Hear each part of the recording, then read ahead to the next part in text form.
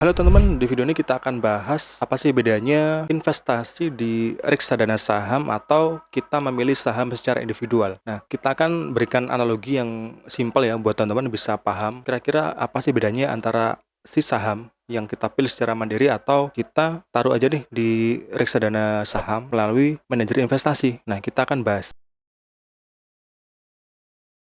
Nah, teman-teman, dua instrumen ini merupakan salah satu instrumen yang berbasiskan equity atau modal ya. Jadi, ini merupakan aset kelas yang sama-sama high risk ya, high risk, high return ya. Jadi, teman-teman ketika memilih instrumen kedua ini antara apakah itu baik reksadana saham atau saham secara individual, pastikan teman-teman udah punya mindset bahwa ini investasinya untuk long term ya atau jangka panjang. Jadi jangan sampai teman-teman dana ini dipakai untuk 1 tahun. 1 tahun kemudian mau beli motor nih atau mau beli mobil atau bahkan mau nikah tapi taruh dananya di saham. Nah, ini sangat berbahaya ya. Nah, kita akan berikan analogi ya. Misalkan gini, untuk saham sendiri itu ibaratnya kita kayak kalau kita mau ke suatu tujuan, misalkan kita mau ke kota Jakarta nih. Nah, untuk ke kota Jakarta, kita ini bisa memilih ya, apakah kita mau berkendara secara sendiri atau naik bus atau naik kereta. Nah, kalau kita berkendara secara individu atau kita naik mobil nih, nah itu ibarat kita beli saham ya. Kita bisa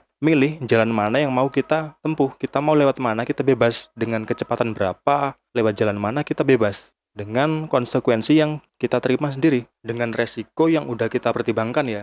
Nah, sedangkan kalau kita pergi dengan kendaraan umum, baik itu naik bus atau naik kereta, nah kita numpang aja ya, kita cuma numpang, kita nggak harus tahu ya, ini nanti lewat jalan mana, dengan kecepatan berapa, kita tinggal duduk manis, nanti si sopir yang akan memilihkan jalannya. Nah, itu ibaratnya kita nitipin dana kita ke manajer investasi melalui reksadana saham. Nah, kalau saham tadi kan kita pilih nih perusahaan apa, bebas terserah kita, sesuai dengan analisa yang kita buat. Nah, mana nih yang terbaik ya? Nah, kalau menurut pandangan saya sendiri, untuk reksadana saham ini saya masih kurang cocok ya, karena dari sekian banyak reksadana saham, kebanyakan itu sebagian besar itu tidak bisa mengalahkan indeks ya, indeks kita, IHSG. Jadi saya lebih prefer untuk investasi di saham yang saya pilih secara mandiri. Nah, atau kalau saya ingin lebih pasif nih, taruh di reksadana saham, saya akan memilih lebih ke reksadana indeks ya. Reksadana saham yang berbasiskan indeks, apakah itu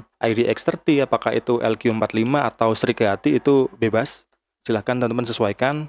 Nah, kalau saya sendiri, saya lebih suka untuk memilih saham secara individual dengan mungkin pengetahuan yang saya miliki ya, dengan edge yang saya punya. Mungkin ini beda-beda ya edge-nya. Mungkin saya punya edge di bidang mungkin properti atau di bidang yang lain. Nah, mungkin teman-teman punya edge yang lain, mungkin di bidang penerbangan mungkin atau di bidang pertambangan. Nah, ini kan beda-beda. Kalau teman-teman masih belum bisa melakukan analisa secara menyeluruh, secara komprehensif, nah ini mungkin teman-teman pertimbangkan untuk mungkin antara di reksadana indeks atau di reksadana saham yang kita tinggal titip ke manajer investasi. Nah, untuk cara memilih produk reksadana dan manajer investasi yang baik, kita udah bikin videonya di video yang ini ya. Teman-teman bisa tonton, coba cek di video itu, teman-teman bisa pilih kira-kira mana yang terbaik ya. Nah, yang terpenting itu aset kelas apapun itu harus sesuai dengan ini ya, risk profile teman-teman.